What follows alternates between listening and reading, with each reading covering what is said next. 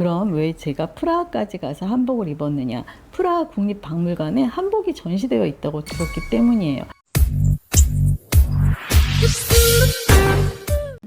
선생님, 어제 뭐 보셨어요? 여러 매체에 소개되었던 여수 소재 한 백반집의 부적절한 손님 응대가 크게 논란이 됐습니다.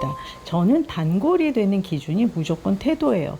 예를 들면 의사 선생님이 아무리 명의라 할지라도 데스크 직원이 불친절하면 두 번 다시는 안 갑니다. 미용실도 마찬가지예요.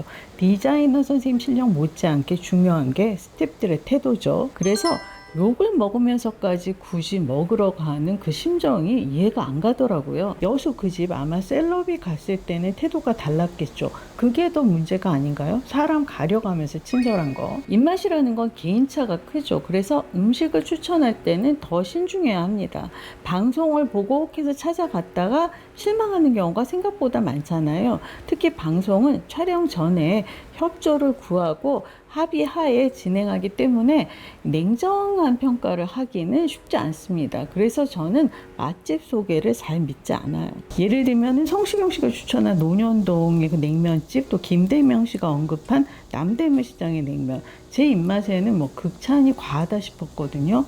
혹시 일부러 찾아가셨다가는 실망할 수도 있겠다, 그런 생각이 들었습니다.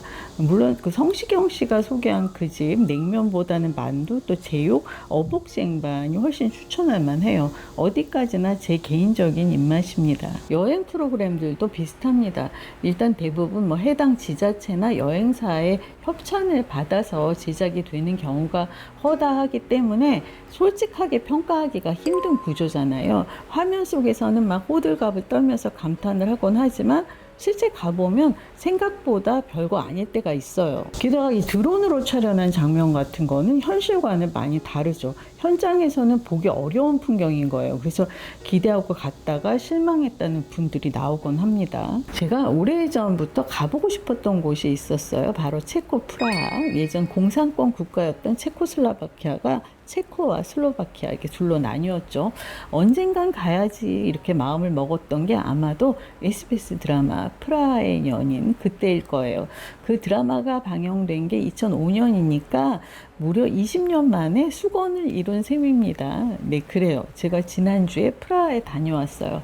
아들 휴가 일정에 맞춘 급작스러운 여행이었습니다. 아주 오래전이죠. TVN 꽃보다 할배, KBS 배틀트립, JTBC 톡파운 25시, 최근에는 독박 투어까지 여러 프로그램들이 프라하를 다뤘는데요. 내용이 대체로 거기서 거기 비슷해요.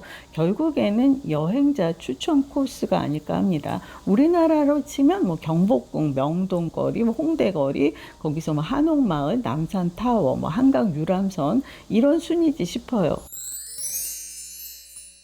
프라하는 까를교, 뭐 천문시계탑, 하벨시장, 바칠라프 광장, 프라하성이 대표 코스라고 할 수 있는데요. 방송마다 우열을 가리기 어려울 만큼 아주 비슷하게 담아냅니다.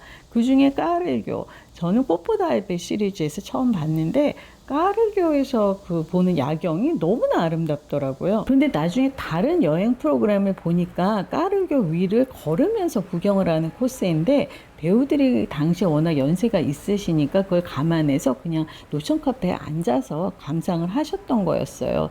까르교 위에 그 유명한 그 소원을 비는 동상도 있잖아요. 사실 까르교 주탑 위에 올라가 보면 마치 드론 촬영 장면처럼 색다른 풍경이 펼쳐집니다. 제가 주탑에 올라가서 사진을 찍었는데요. 남편이 사진 찍기를 과히 좋아하지 않는 데다가 제가 한복을 입어서 민망해 하더라고요. 그래도 옆에서 자꾸 권하니까 어쩔 수 없이 찍기는 했어요. 그 두 장의 사진을 이어서 기념으로 AI를 활용해서 영상을 만들어 봤습니다. 그럼 왜 제가 프라하까지 가서 한복을 입었느냐? 프라하 국립박물관에 한복이 전시되어 있다고 들었기 때문이에요. 6.25 전쟁 당시에 체코가 북한군에 파병을 했고 그때 누군가 가져온 것으로 보인다는 분홍색 저고리, 그 앞에서 사진을 찍는 게 이번 그 제 나름의 미션이었거든요. 그러나 인생이 어디 마음대로 되나요? 동선이 애매해서 가지를 못했어요. 저 혼자라면 모르겠는데 무리하게 고집을 부리기는 어렵더라고요. 대신에 프라하성 근위병 옆에서 사진을 한 장 찍었습니다. 여성 근위병이 드물다는데 운이 좋았죠.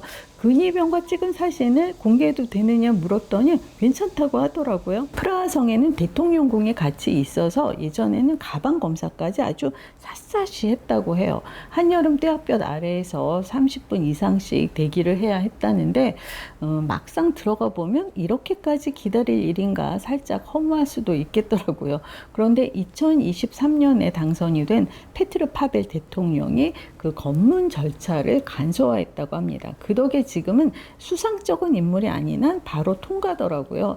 남의 나라 대통령이라서 뭐 속내를 알 수 없기는 한데 이 행보만큼은 현명하죠. 이어서 헝가리 그 부다페스트에 갔어요. 부다페스트에도 프라하성처럼 부다성이 있고 역시나 대통령궁이 같이 있었습니다. 헝가리 대통령도 실권이 없다나요? 그래서 대통령궁의 규모가 좀 소박하더라고요. 그런데 부다성에 오르다 보면 아주 기막힌 장면들이 눈에 들어옵니다. 헝가리도 우리나라처럼 외세의 침략을 많이 받아서 온전치 못한 유적이 많대요. 그걸 복원이라는 명목 하에 죄다 허물고 아예 새로 짓고 있더라고요. 그래서 군데군데가 공사판이에요. 우리나라 덕수궁의 돈덕전도 고증 승하호에 방치되었다가 30년대에 회철되고 말았으나 복원해서 2023년에 공개를 했죠. 그런 방식의 복원이지 싶어요.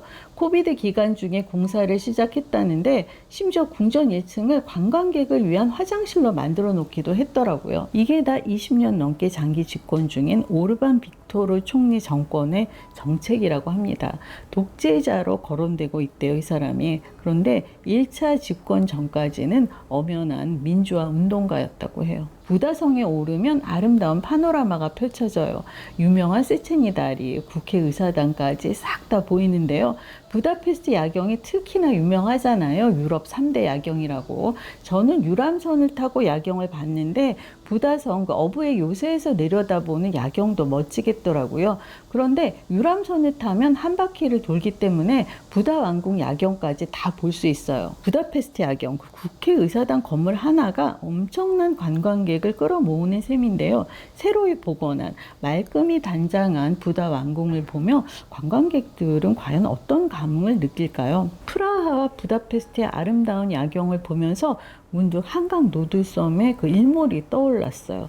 여러분 노들섬의 석양을 보신 적이 있나요? 우리도 근사한 그 노들섬의 석양과 문화 콘텐츠들을 하나로 묶은 관광 코스를 개발한다면 충분히 승산이 있겠다는 생각이 들더라고요. 그리고 또 좋았던 건 체코의 작은 마을 체스키 크롬로프, 북촌 같은 구조의 아기자기한 마을이 성을 중심으로 형성이 되어 있었어요. 유럽을 여행하다 보면 선조들이 남긴 유산으로 대대손손 잘 먹고 산다 이런 생각을 하게 됩니다. 그러나 정작 기념품은 우리나라 국립박물관 굿즈만큼 눈길을 끄는 물건이 없죠. 흔하디 흔한 뭐 마그네틱, 뭐 펜, 뭐 에코백 이런 정도. 여행지나 맛집이나 결국에는 내 발로, 내 눈으로, 내 입으로 확인을 해야 합니다. 맛집이나 여행지를 고르실 때 이게 방송이 만든 환상이 아닐까 한번 고민하실 필요가 있어요. 무작정 방송 믿고 셀럽이 하는 추천 믿고 떠나지는 마세요.